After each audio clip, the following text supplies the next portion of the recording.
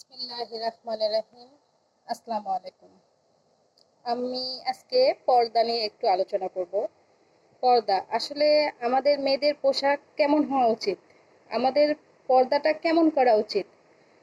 কোরআনে আল্লাহ পাক পর্দার বিধান দিয়েছেন। আল্লাহ তাআলা বলেছেন, যে নারী পর্দার বাহিরে থাকবে, যে নারী পর্দা করবে না, আমি আল্লাহ তাকে 500 বছর জান্নাতের ঘ্রাণ থেকে দূরে রাখব। পর্দা করা মেয়েদের জন্য ফরজ। পর্দা আমাদের কেমন হবে, আমাদের পোশাকটা কেমন হবে, আমাদের পোশাকটা হবে ঢিলে ঢালা। আমাদের পোশাকটা এমন হওয়া উচিত, মেয়েদের পোশাক এমন হওয়া উচিত যেটা ঢিলে ঢালা হবে, যেটা দিয়ে শরীরের আকার আকৃতি এবং কোনো গঠন বোঝা যাবে না।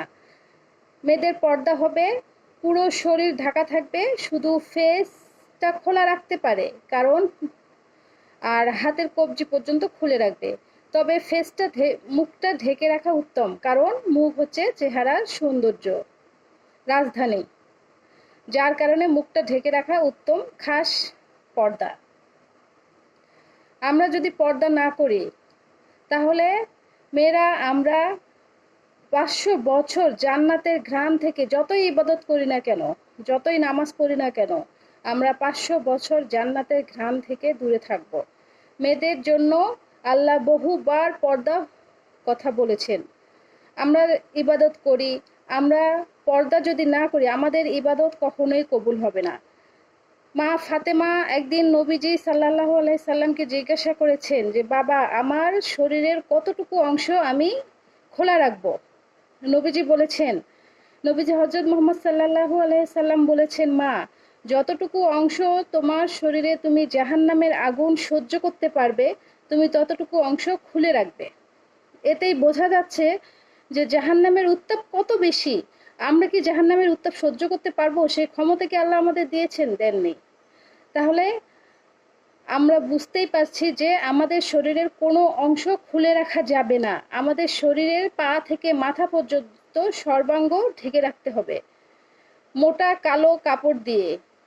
এমন কোনো কাপড় দিয়ে ঢেকে রাখা যাবে না যেটা দিয়ে আমাদের শরীরের আকৃতি বের হয়ে থাকে, আমাদের আকৃতি বোঝা যায়, আমাদের গায়ের রং ফর্সা না কালো সেটা বোঝা যায়, আমাদের চেহারা কেমন সেটা বোঝা যায়। এমন কোনো পোশাক আমাদের পরা যাবে না। আমাদের পোশাকটা হবে ঢিলে ঢালা, মোটা, যেটা দিয়ে আমাদের শরীরের গঠন কোনো কিছুতেই বোঝা যাবে না। আমাদের কণ্ঠস্বর হবে নিচু। মেয়েদের কণ্ঠস্বর কখনো উচ্চভাবে কথা বলা যাবে না। যে ঘরে নারীরা পুরুষের চেয়ে উঁচু গলায় কথা বলে সেই ঘরে কখনো বরকত থাকে না, আল্লাহর রহমত থাকে না, সেই ঘরে আল্লাহর লানত পড়ে। আল্লাহ আমাদের সবাইকে বোঝার তৌফিক দান করুক। আমরা সবসময় পুরুষের চেয়ে নিচু গলায় কথা বলবো, আমরা সবসময় পর্দার সাথে চলবো। নারীরা হচ্ছে আমানত, নারীরা ঘরের সৌন্দর্য। এই সৌন্দর্যকে কখনো বাইরে প্রকাশ করা যাবে না। যে নারী বেপর্দা সে নারী হচ্ছে বাজারের নারী। যে নারীরা খোলামেলা সে নারী হচ্ছে একটা, যে নারী খোলামেলা ভাবে বের হয় সে নারী হচ্ছে একটা বস্তু, বাইরের বস্তু। আমরা কি বাইরের বস্তু? কখনোই না। আমরা হচ্ছি, নারীরা হচ্ছি সবচেয়ে উত্তম দামি জিনিস, যার কারণে আমাদের ঢেকে রেখে আমাদের আব্রুকে রক্ষা করে চলতে হবে। আমাদের পর্দা করা ফরজ, আমাদেরকে পর্দা করতে হবে। আমাদের মা বোনেরা যেন বুঝতে পারে।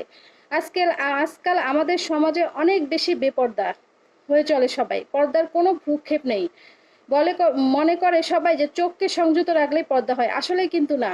নারীদেরকে যেমন চোখ সংযত রাখতে হবে, পুরুষদেরকে যেমন চোখ সংযত রাখতে হবে, ঠিক তেমনি পর্দাও করতে হবে। পর্দা করাটা আমাদের জন্য ফরজ। 5 ওয়াক্ত নামাজ পড়া যেমন ফরজ, হজ করা যেমন ধনীদের জন্য ফরজ, জাকাত দেওয়া যেমন বড় লোকেদের জন্য ফরজ, ঠিক তেমনি পর্দা করাও মেয়েদের জন্য ফরজ। আমি আশা করি আপনারা আমার কথা বুঝতে পেরেছেন। আজকে এই পর্যন্তই। আমার চ্যানেলটি সাবস্ক্রাইব করবেন এবং আমাকে লাইক দিবেন। আসসালামু আলাইকুম।